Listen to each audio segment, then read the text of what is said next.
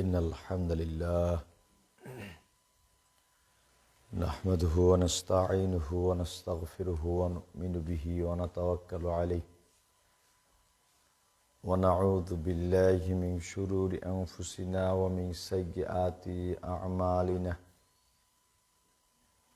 من يهده الله فلا مضل له ومن يضلله فلا هادي له وأشهد أن لا إله إلا الله وحده لا شريك له وأشهد أن محمدا عبده ورسوله أعوذ بالله من الشيطان الرجيم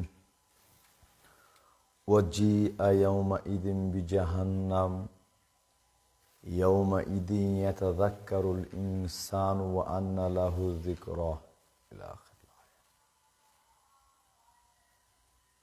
প্রশংসা গুণগান মহিয়ান সেই আল্লাহ রাব্বুল আলামিনের জন্য, যে আল্লাহ রাব্বুল আলামিন একটি সপ্তাহকে অতিক্রান্ত করে তার সন্তুষ্টি অর্জনের উদ্দেশ্যে জুমাবারে মসজিদে উপস্থিত হওয়ার তৌফিক ইনায়েত করেছেন। সে আল্লাহ তাআলার শানে শুকরিয়া আদায় করো তো সকলে পড়ি আলহামদুলিল্লাহ।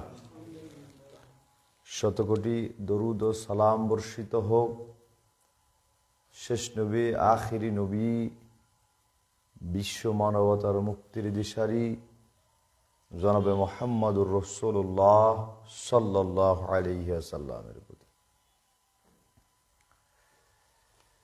যদিও জুমার দিন মসজিদে বোঝা যাচ্ছে না খতিব ছাড়া যে আজকে জুমার দিন বা জুমার সালাত আদায়ের উদ্দেশ্যে মসজিদে মুসল্লি উপস্থিত হয়েছে। প্রথমত মনে রাখতে হবে আল্লাহ তাআলা বলতেছেন, ইদা নুদিয়া লিস-সালাতি মিন ইয়াউমিল জুমআতি ফাসআউ ইলা যিকরিল্লাহি ওয়া যারুল বাই'। জুমার দিনে মুয়াজ্জিন সাহেব যখন সালাতের জন্য আহ্বান করে আজান দেয়, তখন যাবতীয় ক্রয় বিক্রয়কে বন্ধ করে দিয়ে তোমরা মসজিদের দিকে অগ্রসর হও। অর্থাৎ জুমার দিনে যখন মুয়াজ্জিন সাহেব সালাতের জন্য আহ্বান করবে, আজানের পূর্ব পর্যন্ত আপনার আলাদা আলাদা ফাজিলত রয়েছে মসজিদে আগমন করা, কিন্তু যখন আজান হয়ে যাবে তখন বাধ্য আপনি মসজিদে আসতে। মসজিদে না এসে বাহিরে যে কাজকর্মগুলো করবেন এই সবগুলোই নিষিদ্ধ। কারণ আল্লাহ বলতেছেন, যখন মুয়াজ্জিন সাহেব আজান দিবে তখন তোমরা সব কিছুকে বন্ধ করে দিয়ে মসজিদের দিকে অগ্রসর হও, মসজিদে সমবেত হও। এ কারণেই সমস্ত কাজকর্মকে ব্যতি রেখে আজান যখন হয়ে যাবে দ্রুত গতিতে মসজিদে চলে আসতে হবে। আমরা বুঝি না বা বুঝেও মানি না, চোখ আছে দেখি না, কান আছে শুনি না, অন্তর আছে অনুধাবন করি না। লক্ষণ হচ্ছে পশুর ন্যায়, কুকুর বিড়াল বানরের ন্যায়। এরপরে আল্লাহ তাআলা বলতেছেন, না, এরা কুত্তা বিলাই বানরের চাইতেও খারাপ। সুতরাং আদম সন্তান শ্রেষ্ঠ জাতি, এরপরে শ্রেষ্ঠ উম্মত। আমাদের শ্রেষ্ঠত্ব নিজেকেই নিজে ধরে রাখতে হবে। আল্লাহ সুবহানাহু ওয়া তাআলা সেই তৌফিক ইনায়েত করুক, আমিন। সকলের কাছে দোয়া আছে। আলোচনা শুরু করছি। শারীরের অবস্থা খুব একটা ভালো লাগতেছে না। লাবাসা তুহরুন ইনশাআল্লাহ। আযুল বাস রব্বান নাস ওয়াশফিন শাফি লা শিফা ইল্লা শিফাউকা শিফান লা ইউগাদিরু সাকাওয়ান। মহান আল্লাহ বলেন, ওয়াজিআ ইয়াউমা ইদিম বিজাহান্নাম, কিয়ামতের দিন যখন মানুষের সামনে জাহান্নামকে উপস্থিত করা হবে, জাহান্নামকে টেনে নিয়ে আসা হবে, ইয়াউমা ইযি ইয়াতাযাক্কারুল ইনসানু ওয়া আন্না লাহু যিকরা, সেদিন জাহান্নামকে দেখার সঙ্গে সঙ্গে মানুষের চেতনা ফিরে আসবে, মানুষ ভালো হয়ে যেতে চাইবে। আশ্চর্য ব্যাপার, আজকে পৃথিবীতে আমরা বারবার মানুষদেরকে সতর্ক করছি, মানুষের পরিবর্তন নাই, মানুষ মসজিদমুখী হয় না, মানুষ আল্লাহর সন্তুষ্টি অর্জনের উদ্দেশ্যে প্রতিযোগিতা করে না। কিন্তু সেদিন যখন জাহান্নামকে মানুষের সামনে টানতে টানতে উপস্থিত করা হবে, জাহান্নামকে দেখার সঙ্গে সঙ্গে মানুষের পরিবর্তন চলে আসবে, প্রত্যেকটা মানুষই ভালো হয়ে যেতে চাইবে। কিন্তু দুঃখের বিষয় হলেও সত্য, সেই দিন ভালো হতে চেয়ে অথবা ভালো হয়ে কোনোই লাভ নাই, কোনোই উপকার নেই। রাসূল সাল্লাল্লাহু আলাইহি ওয়াসাল্লাম বলছেন, আলী রাদিয়াল্লাহু তাআলা আনহু বলছেন, ইরতাহালাতিদ দুনিয়া মুদবিরাতুন, পৃথিবী পিছনের দিকে চলে যাচ্ছে, ওয়ারতাহালাল আখিরাতু মুকবিলাতুন, আর কিয়ামতের দিন সামনের দিকে দ্রুত গতিতে ধেয়ে আসছে।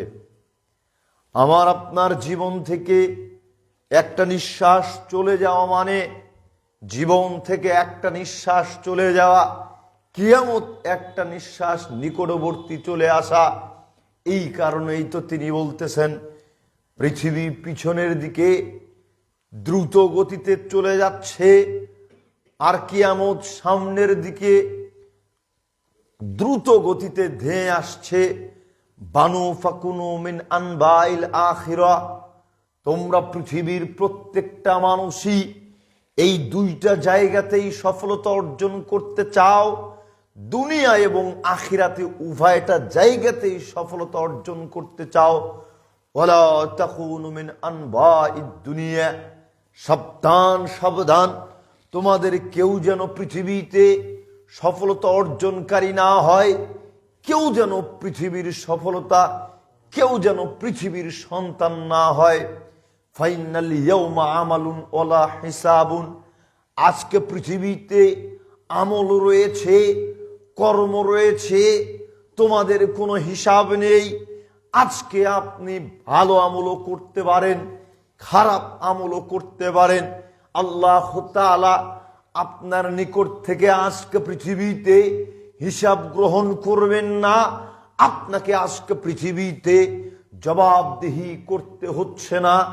আজকে পৃথিবীতে শুধুমাত্র কর্ম করবেন, হয় ভালো আমল করবেন, নয়তো মন্দ আমল করবেন, হয় সালাত আদায় করবেন, নয়তো সালাত পরিত্যাগ করবেন, হয় সিয়াম পালন করবেন, নয়তো সিয়াম পরিত্যাগ করবেন, হয় যাকাত, হয় ফরজ যাকাত প্রদান করবেন, মিসকিনদের অংশ মিসকিনদেরকে দিয়ে দিবেন, নয়তো আপনি মিসকিনদের অংশ আত্মসাৎ করে ভক্ষণ করে নেবেন।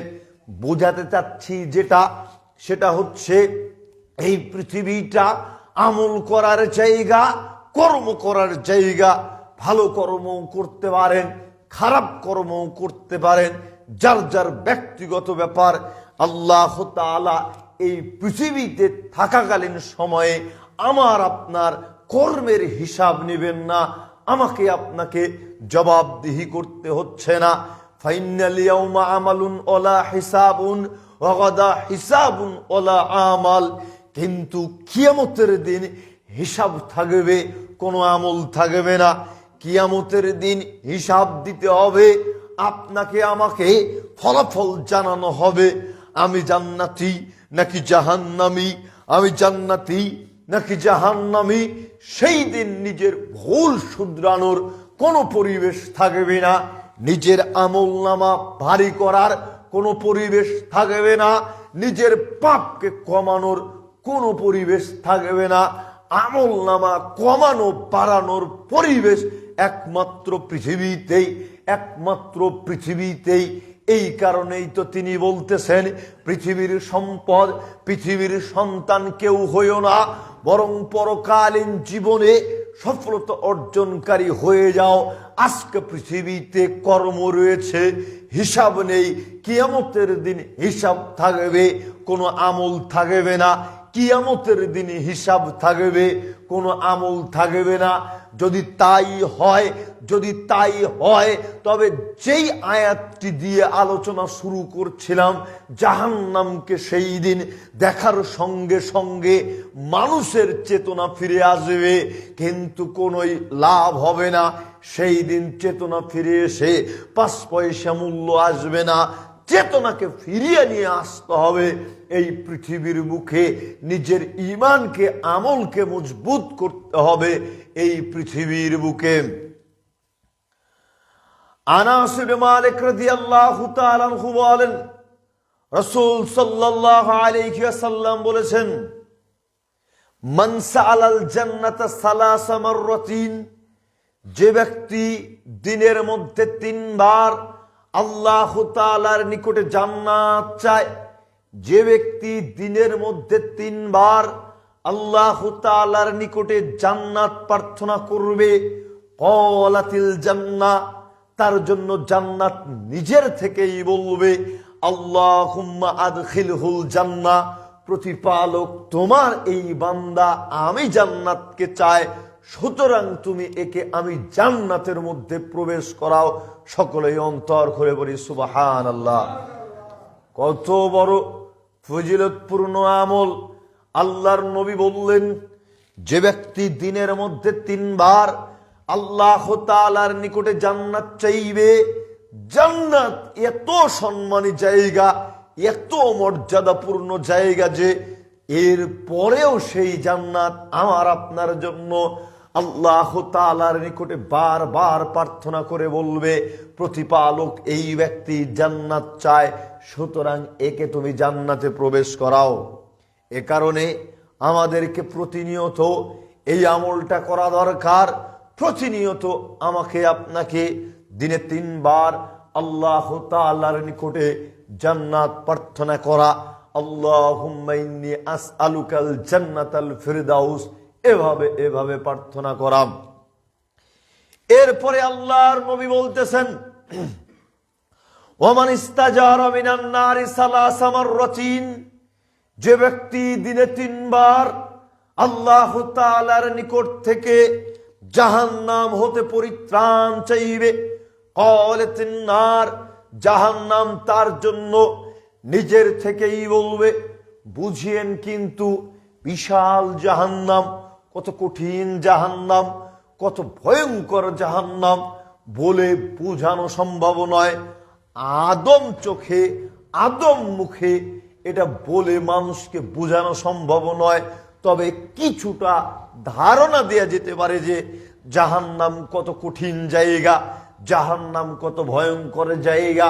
কিন্তু আপনি যদি দিনে 3 বার আল্লাহ তাআলার নিকটে জাহান্নাম হতে পরিত্রাণ চান, ওমান ইস্তাজারা মিনান নারি সালাসা মাররাতিন ক্বালাতিন নার, তবে আল্লাহর নবী বললেন জাহান্নাম ওই ব্যক্তির জন্য বলবে, আল্লাহুম্মা আজিরহু মিনান নার, প্রতিপালক এই ব্যক্তি জাহান্নাম হতে পরিত্রাণ চায়, সুতরাং তুমি একে জাহান্নাম হতে পরিত্রাণ দান করো। সুবহানাল্লাহ। কত গুরুত্বপূর্ণ আমল, কত মর্যাদাপূর্ণ ফজিলতপূর্ণ আমল! জাহান্নাম মানুষকে ওত পেতে বসে রয়েছে ধরার জন্য, আর সেই জাহান্নাম আমার আপনার জন্য প্রার্থনা করবে প্রতিনিয়ত আল্লাহ তাআলার নিকটে, যে বান্দা, তোমার এই বান্দা আমি জাহান্নামের মধ্যে প্রবেশ করতে চাই না, সুতরাং তুমি একে জাহান্নাম হতে পরিত্রাণ দান করো। এভাবে প্রতিনিয়ত দোয়া করবে, অথচ আমরা এই দোয়াগুলো করি না, করতে চাই না। আগে আমাদের সমাজে প্রচলিত ছিল সালাত শেষ করে লম্বা একটা মোনাজাত দেওয়া। তো এখন মোনাজাত বন্ধ হয়ে গিয়েছে, পাবলিক মনে করে নিয়েছে যে সালাম ফেরানোর পরে আর বুঝি কোনো দোয়াই নেই। মুরব্বীদের গুনগুন গুনগুন করে কত দোয়া করতে দেখেছি। এরপরে সালাতের মধ্যে দোয়ায়ে কুনুত পড়তেন, কুনুতে নাজিলা পড়তেন। কিন্তু আমাদের মধ্যে যদি আমরা লক্ষ্য করি, বর্তমানে আমরা এগুলো পড়তেও জানি না। এমন বহু দেখেছি, কোনো নতুন সমাজে গিয়ে যদি কুনুতে নাজিলা পড়া যায়, দলিল নেয়ার জন্য মূর্খের মতো লাফালাফি করে অনেকেই। কারণ ওর জিন্দেগিতে কোনোদিন দেখেই নাই, জানেই না যে এভাবে দোয়া করা যেতে পারে। সম্মানিত উপস্থিতি, আমি আপনি মুসলমান ঘরের সন্তান, মুসলমান বলে নিজেদেরকে দাবি করি। তো আমার আপনার তো বৈশিষ্ট্য থাকতে হবে। আঁজরে পাঁজরে একেবারে জয়েন্টে জয়েন্টে ব্যথা, পয়েন্টে পয়েন্টে ব্যথা কথা আছে। হোকাররা ওষুধ বিক্রি করে, তো জয়েন্টে ব্যথা, পয়েন্টে ব্যথা, আ উ উমা ইত্যাদি ইত্যাদি না বলে সুবহানাল্লাহ, আলহামদুলিল্লাহ, আল্লাহু আকবার, এই তাসবিহগুলো আমার আপনার মুখ দিয়ে উচ্চারিত হতে হবে। উঁচুতে উঠতেছেন, কোমরে হাত দিয়ে উমা না বলি আল্লাহু আকবার বলেন, সুবহানাল্লাহ বলেন, সুবহান রাব্বিয়াল আযীম বলেন। এভাবে আমি আপনাকে যেটা বোঝাতে চাচ্ছি যে আপনার মুখ দিয়ে যেন অনর্থক কথা না বলে। রাস্তায় চলতেছেন, চট করে একটা ইটের সাথে, পাটকেলের সাথে পাওটা ধাক্কা লেগে আপনি একটু ঘায়েল হয়ে গেলেন, অথবা আপনার গতিপথ পরিবর্তন হয়ে গেল, রোধ হয়ে গেল, তখন আপনি চট করে বলতেছেন, অমুকের বাচ্চা কে এখানে ইট রেখেছে রে।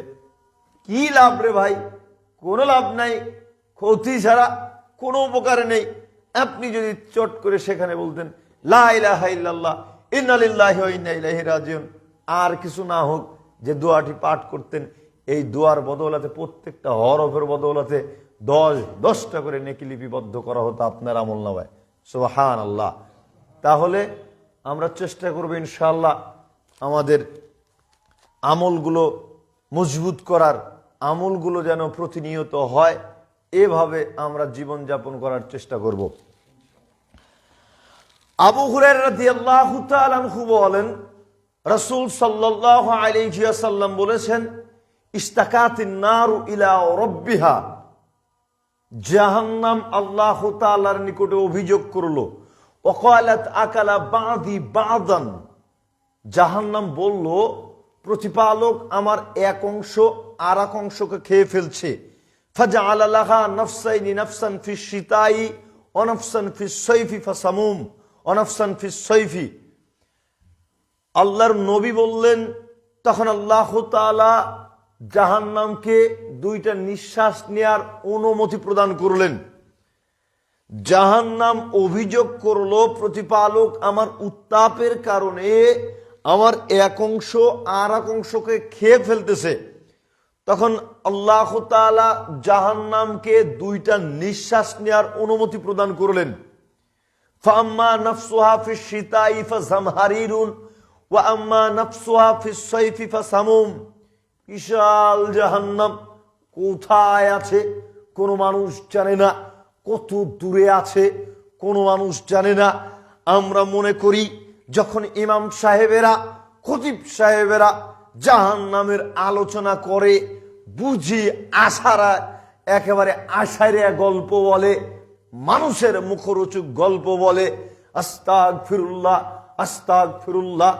আমাদের পরিবর্তন আসে না, আমরা পরিবর্তন হওয়ার চিন্তা ভাবনাও করি না।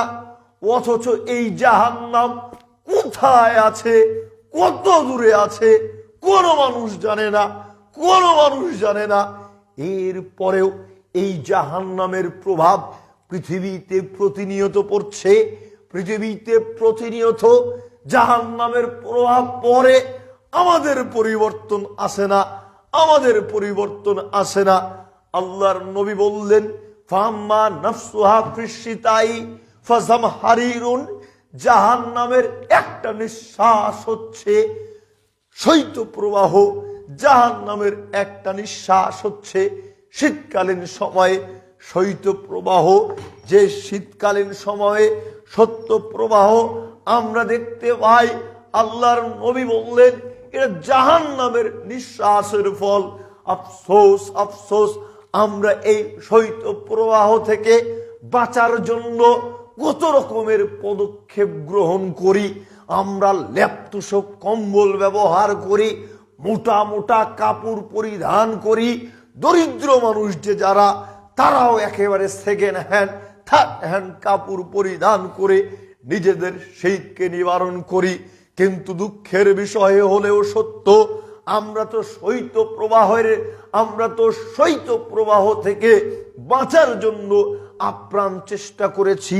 জাহান্নামের নিঃশ্বাস থেকে বাঁচার জন্য আপ্রাণ চেষ্টা করলেও আমরা জাহান্নাম থেকে বাঁচার জন্য কোনোদিন চিন্তা ভাবনা করি নাই।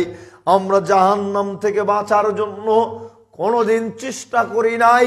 একটাবার চিন্তা করেন তো, শৈত্য প্রবাহ থেকে পৃথিবীতে বাঁচার জন্য আমি আপনি যদি এতটা পদক্ষেপ গ্রহণ করতে পারি, তবে জাহান্নাম থেকে বাঁচার জন্য আমাকে আপনাকে কতটা পদক্ষেপ গ্রহণ করতে হতে পারে, কতটা প্রস্তুতি গ্রহণ করতে হতে পারে।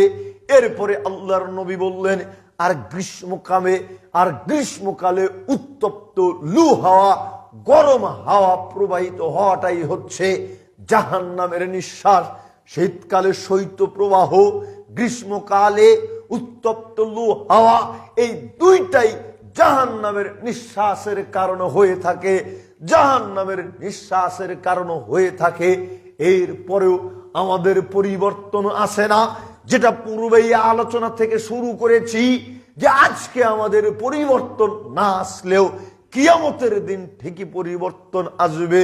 কিন্তু সেই দিন পরিবর্তন এসে কোনোই লাভ হবে না, কোনোই লাভ হবে না। মহান আল্লাহ বলেন, আযালিকা খায়রুন নুজুলান আম শাজারাতুজ যাকুম। হে পৃথিবীর মানুষ, বলো তো দেখি, জান্নাতে সফলতা উত্তম নাকি জাক্কুম গাছ উত্তম? আলোচনা গুরুত্বপূর্ণ অংশ শুরু হতে যাচ্ছে। মনোযোগ কেউ হারাবেন না, মনোযোগ সহকারে আলোচনা শ্রবণ করার চেষ্টা করুন। আল্লাহ তাআলা বলতেছেন, পৃথিবীর মানুষ, বলো তো দেখি, তোমাদেরকে আমি জান্নাতে প্রবেশ করাবো, এটাই তোমাদের জন্য সফলতা, নাকি তোমাদেরকে জাক্কুম গাছ খেতে দিব, জাক্কুম গাছ প্রদান করব, এটাই তোমাদের জন্য সফলতা? ইন্না জাআলনাহা ফিতনাতাল লিয-যালিমিন। মনে রেখো, এই জাক্কুম গাছকে আমি অপরাধী পাপী ব্যক্তিদের জন্য বিপজ্জনক করেছি, বিপজ্জনক করেছি।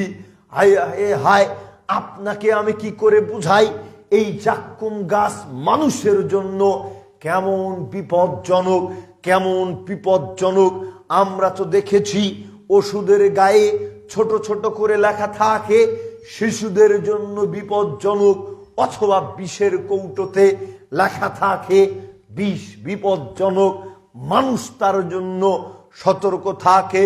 হাই ভোল্টেজ কোথাও বিদ্যুৎ থাকলে সেখানে একেবারে কঙ্কালের চিহ্ন দিয়ে, মাথার চিহ্ন দিয়ে, ক্রস চিহ্ন দিয়ে বোঝানো হয়, লেখা হয় বিপজ্জনক। মানুষ সেখান থেকে দূরে থাকে, মানুষ সেখান থেকে দূরে থাকে। আল্লাহ তাআলা বললেন, পৃথিবীর মানুষ শোনো, নিশ্চয়ই আমি এই জাক্কুম গাছকে পাপী ব্যক্তিদের জন্য বিপজ্জনক করেছি, ভয়ঙ্কর করেছি। ইন্নাহা শাজারাতুন তাখরুজু ফি আসলিল জাহিম। মনে রেখো, এই জাক্কুম গাছ জাহান্নামের তলদেশ থেকে উদিত হয়। এই জাক্কুম গাছ জাহান্নামের তলদেশ থেকে বের হয়। তলউহা কান্নাহু রুউসুশ শায়াতিন। এর এক একটা ঝোপা যেন শয়তানের মাথা, জাক্কুম গাছের এক একটা ছোরা যেন শয়তানের মাথা। এই জাক্কুম গাছের খাদ্য পাপীদেরকে, জাহান্নামীদেরকে খেতে দেওয়া হবে। আপনি চিন্তা করুন তো, পরিস্থিতি কত কঠিন হতে পারে। আল্লাহ তাআলা সতর্ক করতেছেন, হে পৃথিবীর মানুষ শোনো, আমি তোমাদেরকে জাক্কুম গাছ দিব আর জান্নাত দিব। কোনটা তোমাদের জন্য সফলতা, পৃথিবীর মানুষ তোমরা জেনে রাখো, পৃথিবীর মানুষ তোমরা শুনে রাখো, অবশ্যই আমি এই জাক্কুম গাছকে অপরাধীদের জন্য বিপজ্জনক করেছি, ভয়ঙ্কর করেছি।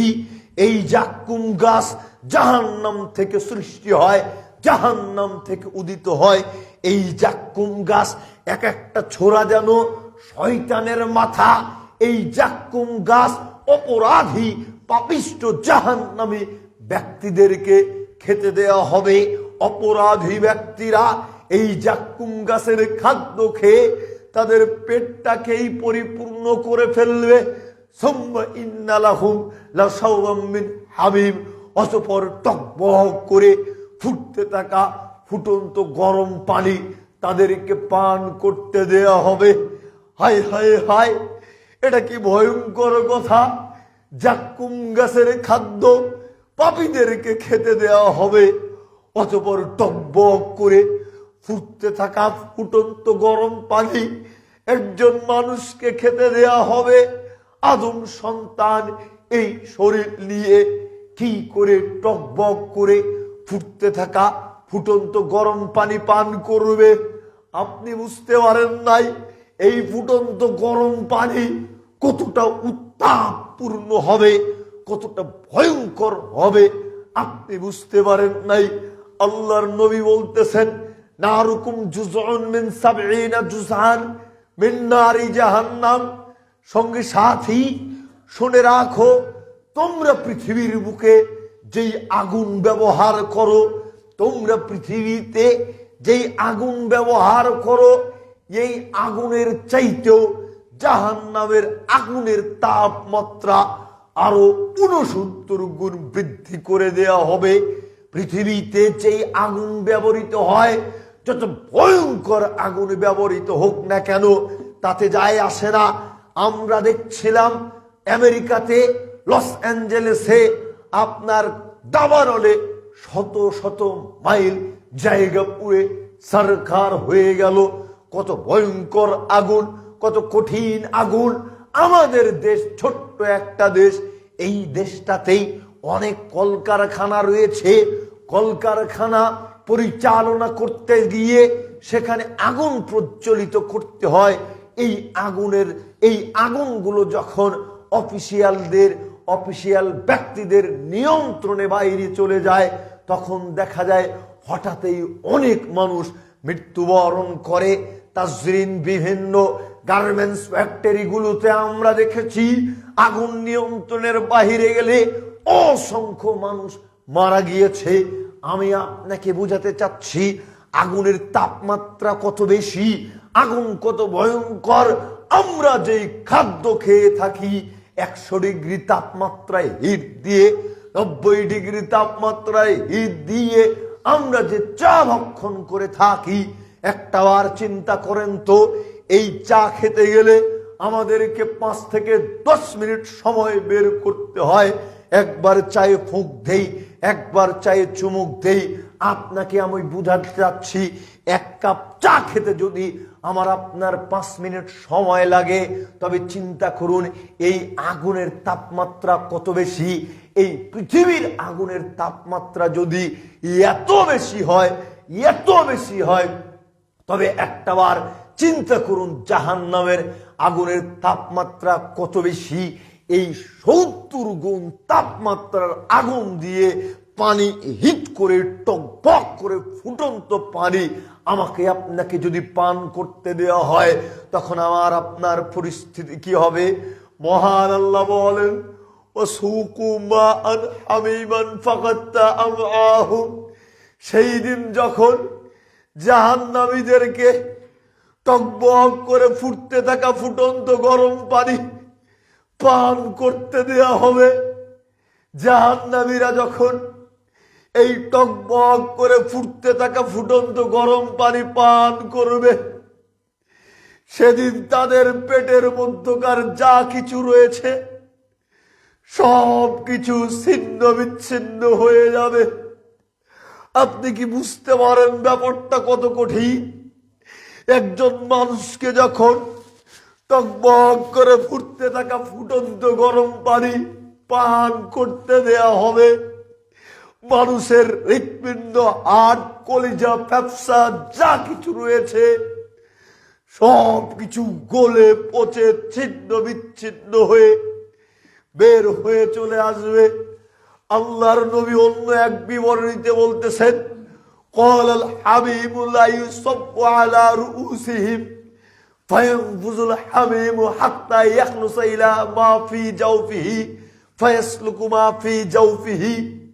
সেই দিন জাহান্নামী ব্যক্তিদের মাথার উপরে এমন টকবক করে ফুটতে থাকা ফুটন্ত গরম পানি ঢেলে দেওয়া হবে যে এই টকবক করে ফুটতে থাকা ফুটন্ত গরম পানি তাদের পেট পর্যন্ত পৌঁছে যাবে।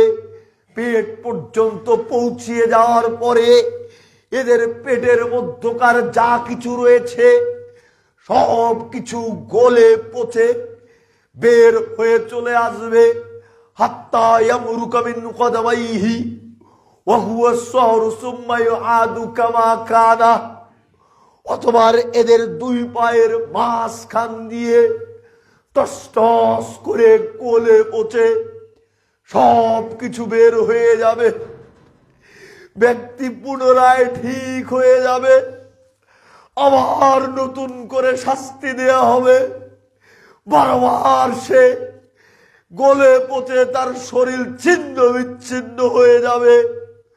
পুনরায় তার শরীরকে ঠিক করে দেয়া হবে। প্রশ্ন করুন একটাবার নিজেকে, আপনি যদি একজন জাহান্নামের কয়েদি হন তবে আপনার পরিস্থিতি কি হবে? তবে আপনার পরিস্থিতি কি হবে? মহান আল্লাহ অন্যত্রে বলতেছেন, মিন ওরাইহি জাহান্নাম। অপরাধী ব্যক্তিদের পিছনে জাহান্নাম নির্দিষ্ট থাকবে, জাহান্নাম প্রস্তুত করা থাকবে। ওয়াইসকা মিন মাইন সাদীদ, তাদেরকে সেখানে রক্ত পুজ মিশ্রিত পানি পান করতে দেয়া হবে। আপনাকে কি করে বুঝাই পরিস্থিতি কত কঠিন হবে, পরিস্থিতি কত ভয়ঙ্কর হবে। জাহান্নামীদের পিছনে জাহান্নাম নির্দিষ্ট করা থাকবে, তাদেরকে সেখানে রক্তপুজ মিশ্রিত পানি পান করতে দেয়া হবে। আপনি চিন্তা করতেছেন মানুষ কি করে রক্তপুজ মিশ্রিত পানি পান করবে? কোন সুস্থ মস্তিষ্কের মানুষকে রক্তপুজ যদি ভক্ষণ করতে দেয়া হয় তবে সে কখনোই ভক্ষণ করতে পারবে না। কিন্তু পরিস্থিতি এত কঠিন হবে, মানুষ পিপাসার চোটে হাউমাউ করবে, চিৎকার করবে। ইয়াতাজাররুহু ওয়া লা ইয়াকাদু ইউসিগুহু ওয়া ইয়াতিহিল মাউতু মিন কুল্লি মাকানিন ওয়া মা হুয়া বিমাইয়িতিন। সে খুব কষ্ট করবে, কষ্ট করে এই রক্তপুজ মিশ্রিত পানি পান করার চেষ্টা করবে। আরে রক্তপুজ মিশ্রিত সেটাও তো পানি, অন্তত তৃষ্ণা তো মিটতে পারত সে যদি ভক্ষণ করতে পারত। কিন্তু এই রক্তপুজ মিশ্রিত পানিও সে পান করতে পারবে না। চতুর্দিক থেকে মৃত্যু তাদেরকে ঘিরে ধরবে, কিন্তু না না না, সে মৃত্যুবরণ করতে পারবে না। আরে মানুষ যদি মৃত্যুবরণ করতেই পারত সেই দিন, তবে তো মানুষ বেঁচেই যেত, চূড়ান্ত ঝামেলা মুটে যেত। কিন্তু সে মৃত্যুবরণ করবে না। ওয়াতিহি মিন আযাবিহি, হঠাৎ পিছন থেকে কঠিন যন্ত্রণাদায়ক শাস্তি তাদেরকে ঘিরে ধরবে, তাদের উপরে কঠিন যন্ত্রণাদায়ক শাস্তি চেপে বসবে।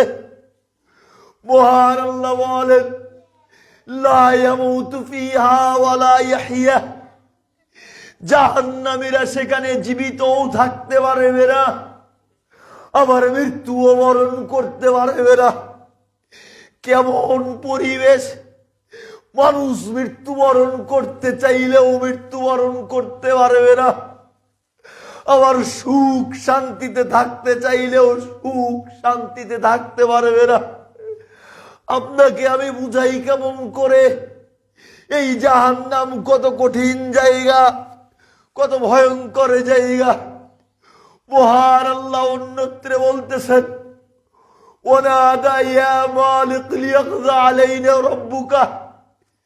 সেই দিন জাহান্নামীরা জাহান্নামের মধ্যে চিৎকার করে বলবে, হে মালিক, ফেরেশতা, তুমি তোমার প্রতিপালককে বলো তিনি যেন আমাদেরকে একেবারেই হত্যা করে ফেলেন।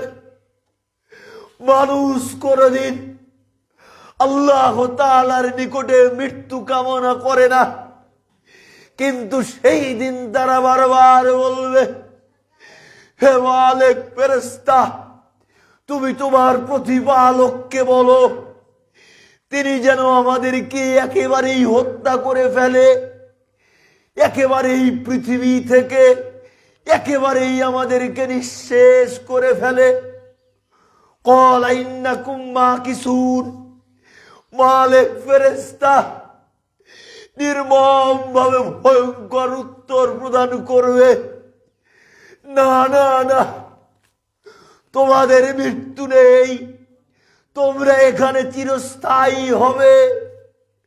লাকাদ জিনাকুম বিল হাক্কি ওয়ালাকিন্না আকসারাকুম লিল হাক্কি কারিহুন।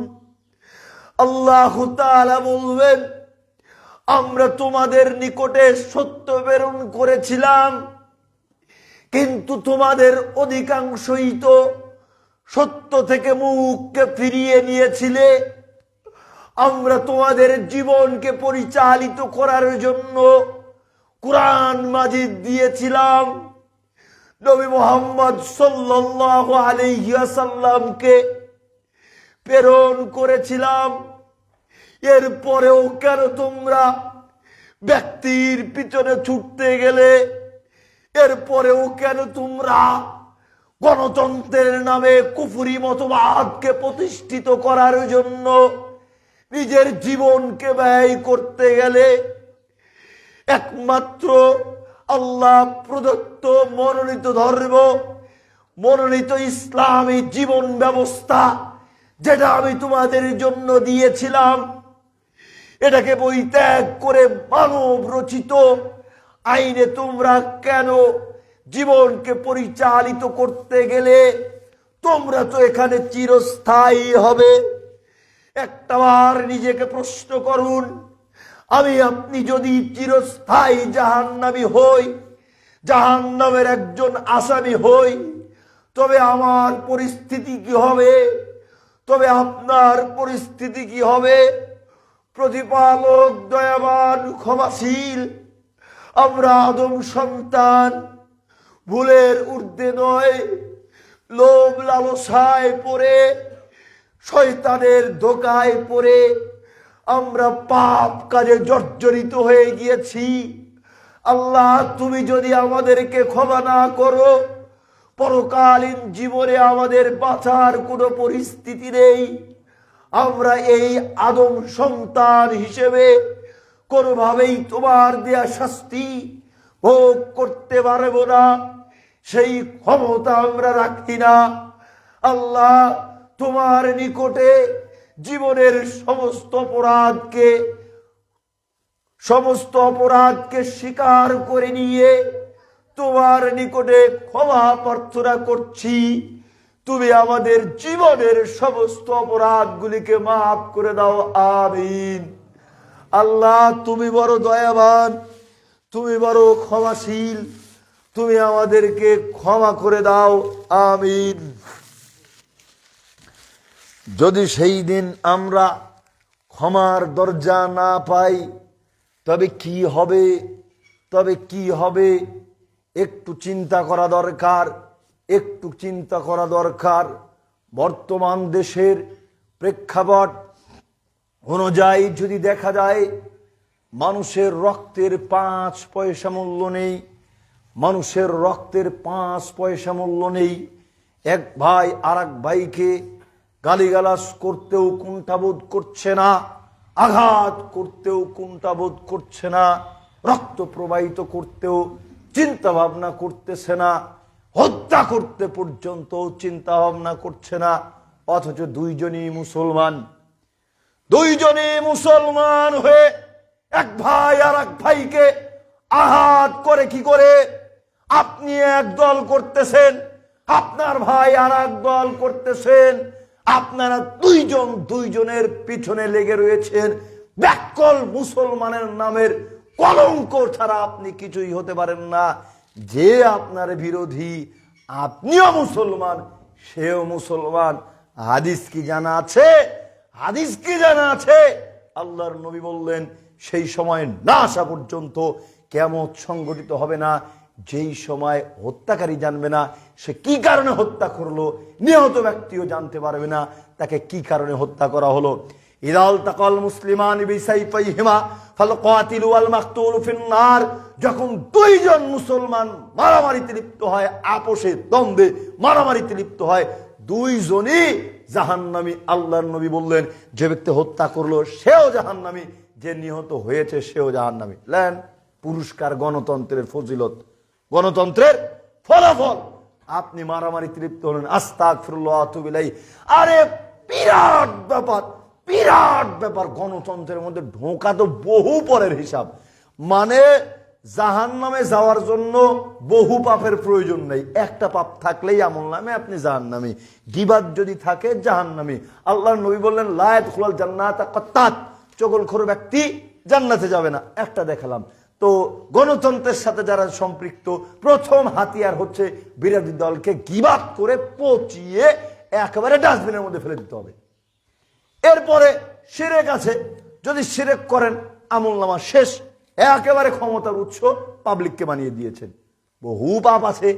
এরপরে ক্যাডার সামসারে দিয়ে একদিন মিছিল করেন, আগে তাদের কি চাহিদা, নেশাদ্রব্য দিতে হবে, নেন। মানে আমি আপনাকে বুঝাচ্ছি যে পাপ কতটুকু। এতগুলো পাপের প্রয়োজন নাই জাহান্নামে যাওয়ার জন্য। একটা পাপ আপনার আমলনামায় থাকলেই আপনি ক্ষতিগ্রস্ত, আর আপনি পাপের সমাহার করে ফেলতেছেন। আস্তাগফিরুল্লাহ ওয়া আতুবু ইলাইহি। আমি আপনাকে যেটা বোঝাতে চাচ্ছি, আপনি মুসলমান ভাই, দুইজনই ভাই, একজন আর একজনের গীবাত করলে আপনার জন্য জান্নাতে হারাম। আর আপনার মতো মুসলমান কি করে গণতন্ত্র নামক কুফরি মতবাদে বিশ্বাস করতে পারে? ফিরে আসেন। এই জীবন ক্ষণস্থায়ী জীবন, যেটা আপনাকে একটু আমি বুঝালাম। যদি আপনি একজন জাহান্নামের অধিবাসী হয়ে থাকেন, যদি আপনি একটু জাহান্নামের অধিবাসী হন, তবে আপনার পরিস্থিতি কি হবে? আমি বলছিলাম যে আমার শরীর একটু খারাপ চলতেছে, কথা বলতেছি বুকের মধ্যে ধরপড় করতেছে। তাছাড়া আপনাদেরকে আলোচনা আমি একটু প্রাণবন্তভাবে শোনানোর চেষ্টা করতাম। একটু লক্ষ্য করেন, আল্লাহর নবী বলতেছেন, কিয়ামতের দিন পৃথিবীর মধ্যকার ধনী ব্যক্তিদের একজনকে উপস্থিত করা হবে, যে ব্যক্তি জাহান্নামে যাওয়ার উপযোগী। হাদিস মনে রাখবেন, জাহান্নামীদের মধ্য হতে আল্লাহ সুবহানাহু ওয়া তাআলা দুনিয়ার সর্বাধিক সম্পদশালী ব্যক্তিকে উপস্থিত করবেন, যে ব্যক্তি পৃথিবীতে খুব আরাম আয়েশ ভোগ বিলাসের মধ্যে জীবন যাপন করেছে। আল্লাহ তাআলা তাকে বের করবেন, করার পরে জাহান্নামে কোন রকম চুবাবেন, কি বলে, ডুবাবেন বা চুবাবেন বা ছোঁয়াবেন, আঞ্চলিক ভাষা, এরকম ছুঁয়ে সঙ্গে সঙ্গে তুলবেন। তোলার পরে বলবেন, হে আদম সন্তান, বলো তো দেখি, তুমি কি কোনোদিন পৃথিবীতে আরাম আয়াস ভোগ বিলাস দেখেছো? বুঝেন, দুনিয়ার সর্বাধিক ধনী ব্যক্তি, সম্পদশালী ব্যক্তি, যে পৃথিবীতে সবচাইতে সুখ শান্তিতে জীবন যাপন করেছে, এই ব্যক্তিকে উপস্থিত করে আল্লাহ তাআলা জাহান্নামে কোন রকম চুবিয়ে সঙ্গে সঙ্গে তুলে বলবেন, আদম সন্তান, সুখ কি জিনিস বলতে পারো? তুমি কি সুখ ভোগ করেছো, শান্তি ভোগ করেছো?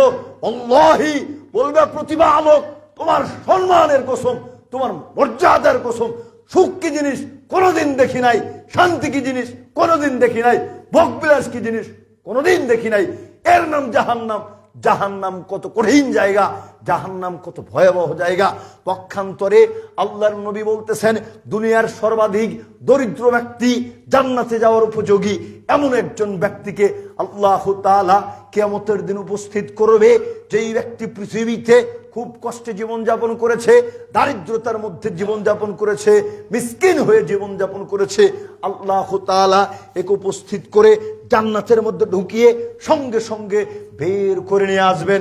অথবা বলবেন, হে আদম সন্তান, বলো তো দেখি, তুমি কি কোনোদিন দুঃখ কষ্ট দেখেছো? তুমি কি কোনোদিন দারিদ্রতা দেখেছো? তুমি কি কোনোদিন বিপদ আপদ দেখেছো?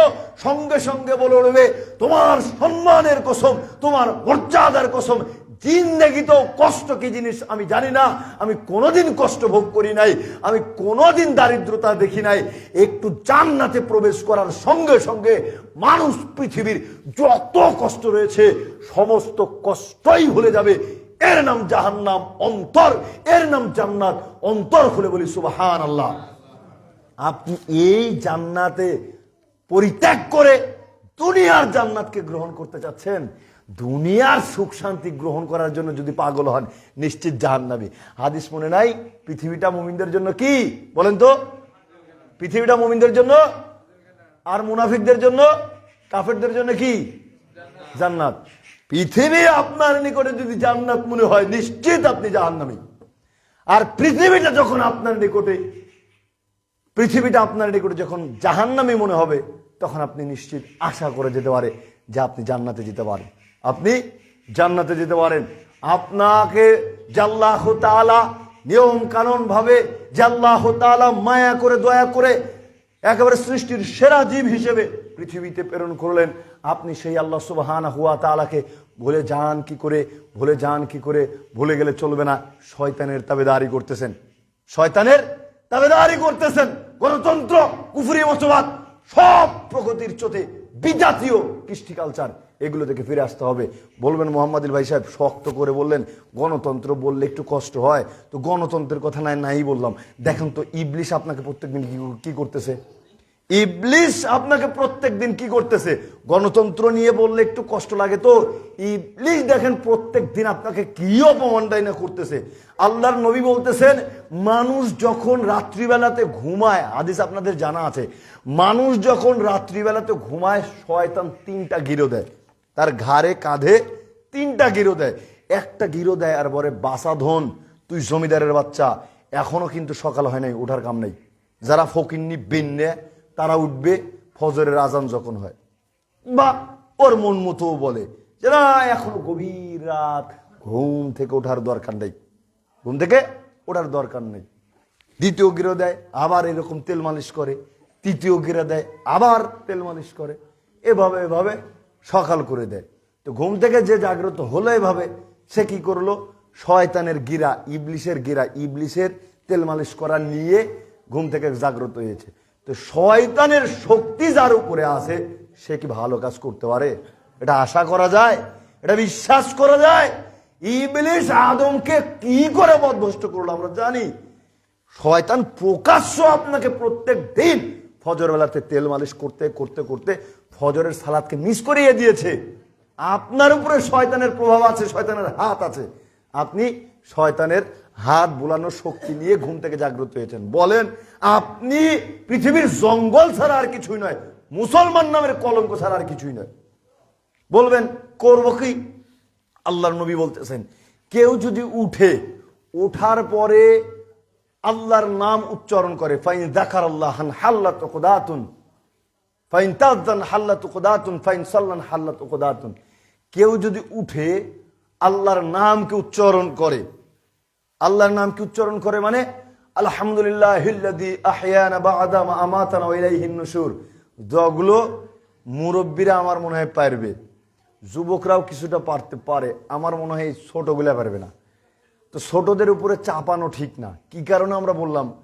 এই মুরব্বীদের যারা এই দোয়াটা পারে, জিজ্ঞেস করেন এই বাচ্চা যত ছোট তার আগে এরা এই দোয়াগুলো শিখেছে। এই বাচ্চাগুলা যতটা ছোট, এই মুরব্বীগুলা যারা আজকে জানে এই দোয়াটা, এদের চাইতেও ছোট অবস্থায় এই দোয়াগুলো শিখেছে। কি কারণে? এদের বাবা মা দাদা দাদি এদেরকে শিখিয়েছে। আপনারা শিখাচ্ছেন না, আপনারা আপনাদের সন্তানকে শিখাচ্ছেন না। বলেন আপনার সন্তানেরা কি করবে?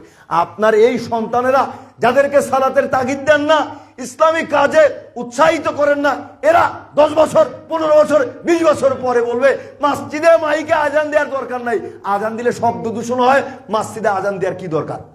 নাস্তিক তৈরি হবে আপনার ঘর থেকে। আপনি মুসলমানের বাচ্চা আর আপনার বাচ্চা হবে নাস্তিক, ইসলাম বিদ্বেষী, শুধুমাত্র আপনার শিক্ষা না দেওয়ার কারণে। আপনি যতটুকু পারেন, যতটুকু মানেন, ততটুকু মানানোর চেষ্টা করেন। তারপরে যেগুলো পারেন না, যারা জানে তাদের সহচার্যে তাদেরকে পাঠান, তারা শিখুক। অন্তত প্রাথমিক শিক্ষাটা কোরআন এবং সহিহ হাদিসের দেন, পরিবর্তন আসবে ইনশাল্লাহ। ওই যে হাদিসটা ছুটে গেলাম, তাহলে প্রথমে কি করতে হবে? আল্লাহর নামকে স্মরণ করতে হবে। যদি তাও না পড়েন, ঘুম থেকে উঠবেন আলহামদুলিল্লাহ, আল্লাহ যাবতীয় প্রশংসা তোমার, একটা মারা যাওয়ার পরে আবার জীবিত করেছে তুমি, অন্তত এই শুকরিয়াটা করবেন। তারপর কি করবেন? আল্লাহর নবী বললেন সুন্দর করে অজু করবে। ও এই দোয়া পড়ার সঙ্গে সঙ্গে কি হবে জানেন? অটোমেটিক শয়তানের একটা গিরা খুলে যাবে, অটোমেটিক শয়তানের গিরা সঙ্গে সঙ্গে খুলে যাবে। এরপরে যেন অজু করবেন, অজু করা সারা শয়তানের দ্বিতীয় গিরাটা অটোমেটিক খোলা সারা সঙ্গে সঙ্গে খুলে যাবে। সুবহানাল্লাহ। যদি সালাত আদায় করেন, তৃতীয় গিরাটাও অটোমেটিক খুলে যাবে। বলবেন মোহাম্মদ আলী ভাই সাহেব, এ তো লং প্রসেস রে ভাই, এত কাম করা যায় শীতের মধ্যে? সালাত আদায় করা যায়? ও আপনি শীতের মধ্যে অজু দিয়ে, শীতের মধ্যে পানি দিয়ে নিজের নাক মুখকে ধুতে পারেন না, খুব কষ্ট লাগে তাই না? শীতের মধ্যে ঠান্ডা পানি দিয়ে নাক মুখ পাও ধুতে বা কুলি করতে খুব কষ্ট লাগে, কিন্তু শয়তানের প্রসব নাকে মুখে কানের মধ্যে নিয়ে ঘুম থেকে জাগ্রত হতে খুব ভালো লাগে নাকি? হ্যাঁ, আস্তাগফিরুল্লাহ ওয়া আতুবু ইলাইহি। আল্লাহর নবীকে বলা হচ্ছে, আল্লাহর নবী একজন ব্যক্তি আছে সকাল পর্যন্ত ঘুম পড়ে। আল্লাহর নবী বলেন ও তো ওই মার্কা লোক যার কানের মধ্যে নাকের মধ্যে শয়তান হুসু করে দেয়। নাউজুবিল্লাহ বলবেন না? তা আপনার ঠান্ডা পরিষ্কার একেবারে পবিত্র পানি দিয়ে অজু করতে খুব সমস্যা, শয়তানের একেবারে জান্নাত থেকে পানি নিয়ে আসছে নাকি মুতে দিছে। আস্তাগফিরুল্লাহ ওয়া আতুবু ইলাইহি। এগুলো কথা বলাটাও ভয়ঙ্কর ব্যাপার। যারা ক্যামেরা করতেছেন, এটা প্রচার করার কোনো প্রয়োজন নেই, কেটে দিন। তো শয়তানের প্রস্রাব তো মানে নাকি ওটা খুব সুমধুর মনে হয় নাকি? মধু মনে হয়। তুমি মুসলমান ঘরের বাচ্চা, প্রত্যেকটা দিন তোমার নাকে মুখে শয়তান প্রস্রাব করে দিচ্ছে, এরপরেও তোমার ইতস্তবোধ হয় না, লজ্জাবোধ হয় না। তোমাকে আমি কি করে বোঝাই জাহান্নাম কত কঠিন জায়গা হবে, জাহান্নাম কত ভয়ঙ্কর জায়গা হবে। আল্লাহর নবী বলতেছেন, একজন জাহান্নামের ঘাড়ের দূরত্ব এক কাঁধ থেকে এক ঘাড় থেকে আর এক ঘাড়ের দূরত্ব হবে একটা দ্রুতগামী ঘোড়ার 3 দিনের পথ, একটা দ্রুতগামী ঘোড়ার 3 দিনের পথ। আপনি বুঝেন, আপনি একটু ভাবেন তো, একটা দ্রুতগামী ঘোড়া পৃথিবীতে সবচাইতে জোরে যেই ঘোড়াটি যায়, এই ঘোড়াকে যদি 3 দিন দৌড়াতে দেয়া যায়, এই ঘোড়াটি কত দূর যাবে? যত দূর যাবে একজন জাহান্নামীর এই কাঁধ থেকে এই কাঁধের দূরত্ব, তত দূর পরিমাণ। একজন জাহান্নামীর কাঁধের যদি দূরত্ব হয়, তবে সেই জাহান্নামী কত বড়? আল্লাহর নবী বললেন, একজন জাহান্নামীর শরীরের চামড়া হবে 42 হাত মোটা, 42 হাত মোটা। চিন্তা করেছেন, মানুষের চামড়া হবে 42 হাত মোটা। একজন জাহান্নামীর এক একটা দাঁত হবে উহুদ পাহাড়ের সমপরিমাণ। একজন জাহান্নামীর এক একটা দাঁত হবে উহুদ পাহাড় সমপরিমাণ। 32টা উহুদ পাহাড় সমপরিমাণ দাঁত যদি একজন জাহান্নামীর মুখে থাকে, তবে চিন্তা করেন তো সেই জাহান্নামীর মুখটা কত বড়। একজন জাহান্নামীর বসার জায়গা মক্কা এবং মদিনার দূরত্ব সমপরিমাণ। একজন জাহান্নামীর বসার জায়গা মক্কা এবং মদিনার দূরত্ব সমপরিমাণ। একজন জাহান্নামীর বসার জায়গা বাইজা পাহাড়ের সমপরিমাণ। চিন্তা করেন তো, একজন জাহান্নামী যদি এত বড় হয়, একজন জাহান্নামী যদি এত বড় হয়, তবে সেই জাহান্নাম কত কঠিন জায়গা, সেই জাহান্নাম কত গভীর জায়গা, সেই জাহান্নাম কত বড় জায়গা। আল্লাহর নবী বলে উঠলেন, সঙ্গী সাথী একটা শব্দ শুনতে পেলাম, তোমরা কি বলতে পারো এই শব্দটা কিসের? সাহাবাগণ বলে উঠলেন, আল্লাহ এবং রাসূল সাল্লাল্লাহু আলাইহি ওয়াসাল্লাম ভালো জানেন। আল্লাহর নবী বলে উঠলেন, হাদা হাজারুন রুমিয়া বিহি ফিন নারি মুনযু 70 খরিফা। বিরাট একটা পাথর জাহান্নামের মুখে ছেড়ে দেওয়া হয়েছিল 70 বছর পূর্বে। একটা পাথর জাহান্নামের মুখে ছেড়ে দেওয়া হয়েছিল 70 বছর পূর্বে। সেই পাথরটি জাহান্নামের তলদেশে পৌঁছালো 70 বছর পরে। আল্লাহর নবী অন্য এক বিবরণীতে বলতেছেন, ইন্না সাখরাতাল আযীমাতা লাতুলকা মিন শাফিরি জাহান্নাম ফাহুয়া ইয়াহবি ফিন নারিল আন হাত্তা ইনতাহা ইলা কারিহা। বিরাট একটা পাথর, বিরাট একটা পাথর যদি জাহান্নামের মুখে ফেলে দেওয়া হয়, 1,00,000 কোটি মণ ওজনের পাহাড় যদি জাহান্নামের মুখে ছেড়ে দেওয়া হয়, তবে 70 বছর একটানা যদি নিচের দিকে যেতেই থাকে, যেতেই থাকে, যেতেই থাকে, এরপরেও জাহান্নামের তলদেশ খুঁজে পাওয়া যাবে না। আপনি একটু ভাবেন তো, এই জাহান্নাম কত কঠিন জায়গা, এই জাহান্নাম কত গভীর জায়গা। লম্বা চওড়া একটা হাদিস আলোচনা এখানেই শেষ করছি। হাদিসটা মনে রাখার চেষ্টা করবেন। এমন একটা পরিস্থিতি চলে আসবে, এমন একটা পরিস্থিতি চলে আসবে, ইউতা বিল মাউতি কান্নাহু কাবসুন আমলাহুন হাত্তা ইউকফা আলা সুরি বাইনাল জান্নাতি ওয়ান নারি। জান্নাতীরা এবং জাহান্নামীরা উভয় থরথর করে কাঁপতে থাকবে। বুঝেন কিন্তু, জান্নাতি এবং জাহান্নামী উভয় থরথর করে কাঁপতে থাকবে। আল্লাহ সুবহানাহু ওয়া তাআলা মৃত্যুকে সাদা এবং কালো মেষ, সাদা এবং কালো রঙে মিশ্রিত মেষ আকৃতিতে, দুম্বার আকৃতিতে জান্নাত এবং জাহান্নামের মাঝখানে উপস্থিত করবে। সকলেই থরথর করে কাঁপতে থাকবে। আল্লাহ তাআলা ডাক দিয়ে বলবেন, ইয়া আহলাল জান্নাতি ইয়া আহলান নারি ফায়াসরাইবুন। তারা বলে উঠবে, প্রতিপালক আমরা উপস্থিত। তারা মাথাকে উত্তোলন করবে, জান্নাতীরাও মাথা উত্তোলন করবে, জাহান্নামীরাও মাথা উত্তোলন করবে। অতঃপর বলা হবে, হাল তারিফুনা হাযা, তোমরা কি এটাকে চিনতে পেরেছো? সাদা কালো মিশ্রিত রঙের যে মেষটা, তোমরা কি এটাকে চিনতে পেরেছো? তখন তারা বলবে, নাম হাযাল মাউত, আমরা এটাকে চিনতে পেরেছি, এটা তো মৃত্যু। ফাইদ যাউ ফাইদ বাহু, সঙ্গে সঙ্গে ওই মৃত্যুকে যখন জবাই করা হবে, মৃত্যুকে যখন জবাই করা হয়ে যাবে, জান্নাতীরা এতটা আনন্দিত হবে, জান্নাতীরা এতটা আনন্দিত হবে, আল্লাহর নবী বলতেছেন, তাদের যদি জীবন অনন্তকাল না হতো, অনন্তকাল জীবন না হতো, আনন্দের চোটে সঙ্গে সঙ্গে মৃত্যুবরণ করত। চিৎকার দিয়ে বলুন সুবহানাল্লাহ।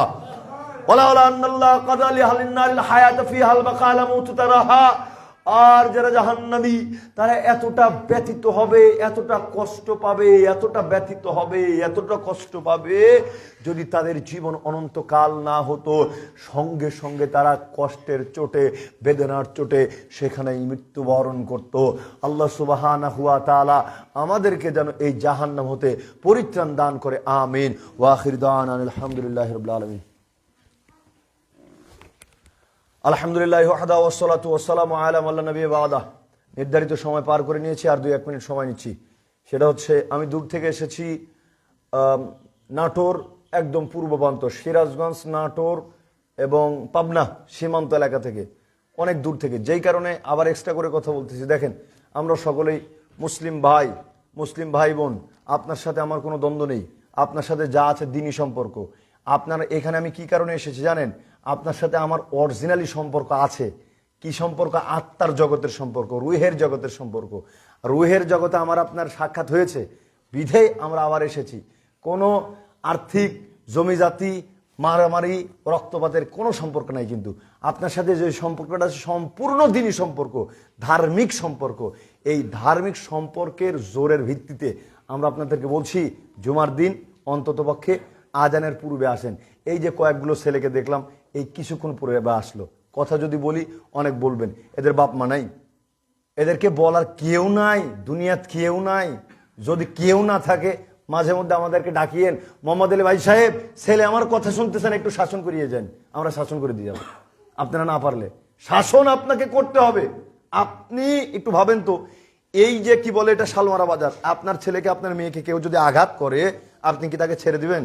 আপনি বাপ হয়ে বলবেন যে আমার যতটুকু শক্তি আছে আমি সেটা প্রয়োগ করব। আমি নিজেকে ব্যক্তিগত দিয়ে উদাহরণ দিচ্ছি। আমার ছোট্ট বাচ্চাকে নিয়ে এখানে ভ্রমণে গিয়েছিলাম, বাসালা তেরিং ভেরিং করে গাড়ি চালাচ্ছে, নিষেধ করলাম, শুনে না। একেবারে এমন রাগান্বিত হইলাম যে বাসের কন্ট্রাক্টর বললাম যে আর একবার যদি বদমাইশি করো, ঘুষি দিয়ে কিন্তু নাক উড়িয়ে দিব। নিজের রক্তের প্রতি আমার টান, আপনাদের কথা বাদই দিলাম, আমরা তো অনেক সচেতন মানুষ, আমি নিজের কথা বলতেছি। তাহলে নিজের সন্তানের প্রতি আমার এত টান, আপনাকে আমি সেটাই বোঝাতে চাচ্ছি যে আপনার সন্তানের প্রতি আপনার এত মায়া, এত দয়া। আরে ও ভাই, ও চাচা, ও বাবা, আপনার এই ছেলে তো জাহান্নামের খড়ি, আপনার একটুও কষ্ট হয় না? আমি আপনার ছেলেকে মারলে আপনার কষ্ট হচ্ছে, আর আপনার সন্তানকে জাহান্নামের আগুনের মধ্যে জ্বালিয়ে ছারখার করা হচ্ছে, জাহান্নামের আগুনের জন্য প্রস্তুত হচ্ছে আপনার সন্তান, আপনার একটুও কষ্ট হয় না? পিতা নামের জঙ্গল, পিতা নামের অপদার্থ ছাড়া আপনার কিছুই না। আজকেই সতর্ক হন, আজকেই সতর্ক হন। আপনি পিতা, আপনার দায়িত্ব আপনার সন্তানকে জান্নাতের মেহমান হিসেবে তৈরি করা, আপনার সন্তানকে জান্নাতের মেহমান হিসেবে তৈরি করা। আপনি জন্ম দিয়েছেন, আপনার সন্তান যদি আপনার কারণে, আপনার শাসন না থাকার কারণে সে যদি জাহান্নামী হয়, প্রথমত আপনি ওই সন্তানের জীবনটা বৃথা করলেন, আপনি ওকে তৈরি করলেন জাহান্নামের জন্য। আর কিয়ামতের দিনে ও কি করবে? আমার বাপকে ডেকে নিয়ে আয়, আমার বাপকে ডেকে নিয়ে আসো, ও কেন আমাকে শাসন করে নাই, ও কেন আমাকে পথ দেখায় নাই, আজকে ওর বুকের উপরে পা দিয়ে লাথি দিয়ে জাহান্নামে ডুববো। আপনাকেও ছাড় দেওয়া হবে না। ফিরে আসেন, ফিরে আসেন। দিনী ভাই হিসেবে আকুল প্রার্থনা করছি, সন্তানাদিকে শাসন করুন সাধ্য অনুযায়ী। সন্তানের দিকে শাসন 20 বছর বয়সে করতে হয় না, যেই বয়সে করতে হয় 6 মাস, 1 বছর। 1 বছর এমনিতে সালাতের ট্রেনিং আছে 3 বছর, এই 3টা বছর একেবারে তাকে 60 বছর 70 বছরের জীবনের জন্য ছেড়ে দিবেন। এই মাত্র 3টা বছর প্রশিক্ষণ দিতে পারবেন না, 1টা বছর পক্ষে প্রশিক্ষণ দিতে পারবেন না। বুঝেন, 60 বছর মানে ওর হায়াত কাল পর্যন্ত ওকে ছেড়ে দিবেন, তাই না? আপনি আপনার সন্তানকে হায়াত কাল পর্যন্ত ছেড়ে দিবেন, 1টা বছর তাকে ট্রেনিং দিয়ে ছাড়বেন না। আপনার এইদিকে কি বলে, আলু লাগায়, আলু লাগাতে বাচ্চাকে আপনার ট্রেনিং দিতে পারেন, জান্নাতে যাওয়ার জন্য ট্রেনিং দিতে পারবেন না। সারাটা জীবন পরিচালনা করার জন্য 1টা বছর ট্রেনিং দিতে পারবেন না। 1টা বছর ট্রেনিং দিয়ান, ইনশাল্লাহ দেখবেন আপনার সন্তান আর যাই করুক, আল্লাহকে অপমানিত করে, আপনাকে অপমানিত করে, জান্নাত তার জন্য হারাম হয়ে যাবে, এরকম কোনো পাপ ইনশাল্লাহ করবে না। আল্লাহ সুবহানাহু ওয়া তাআলা আপনার সন্তানকে সুপথ দান করুক, আমিন। প্রতিপালক দয়াবান ক্ষমাশীল, মরিচিকার জালে আবদ্ধ হয়ে